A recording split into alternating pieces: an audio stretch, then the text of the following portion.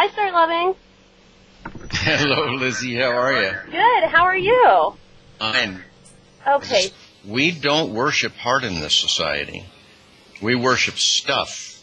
We worship clothes. We worship iPods. We worship boys. We worship girls. We worship houses. We worship careers. We do not worship truly loving people. Love as described by Teresa of Calcutta, it's the best definition I've seen, is love is that which cannot remain passive in the face of suffering. We don't worship that. We pay lip service to it. It is atrophied. I wish I could point you to the studies, but only a little work it would pop up within the last year. Important studies showed that among your age group, the polls that have, or the studies that have been done year in and year out for decades, looking at the level of measurable empathy in college folks, is at lows that were never dreamed of. Now, each of us needs to judge whether what I just said matters. Does it really matter if we're people that value stuff and our capacity for feeling oneness, for feeling genuine love is atrophied? Well, I think so. Yeah. All our great artists think so. All our great writers throughout history, all our great religious leaders. But that's the answer to your question. Okay. Our capacity to feel solidarity, to feel oneness, to love, that the other person's pain is my pain, has atrophied through lack of use. Of course we would have what you're describing. Of course we would. Why wouldn't we? Well, if we can't feel another person's pain, why would we not hurt them? Yeah, absolutely.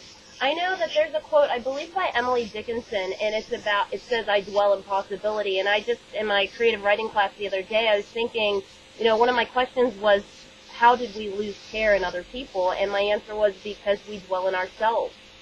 We can't really think, I think oftentimes we can't think outside of what's going on in our personal lives. Well, I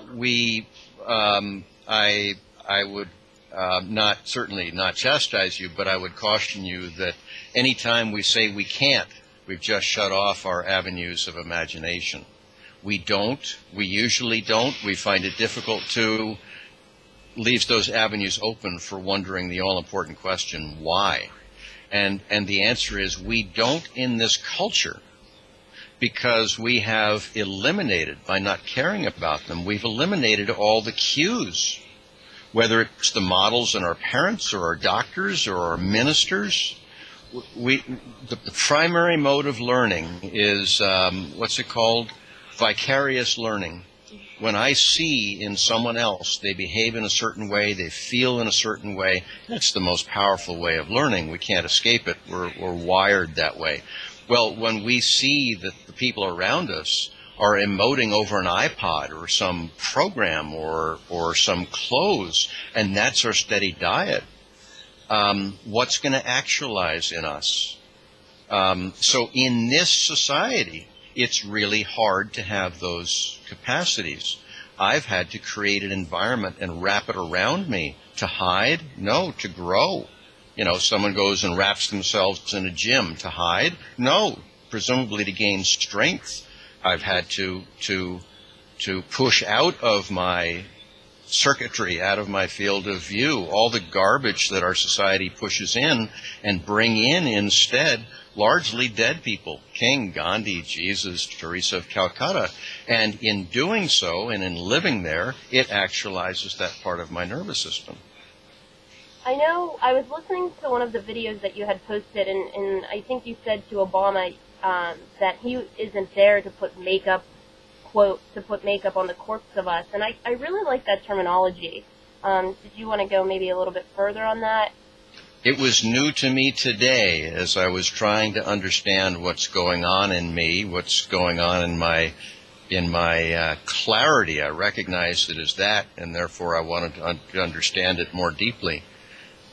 It was very new imagery for me, and I think it's very correct. Yeah. We 300 million of us, we are a corpse.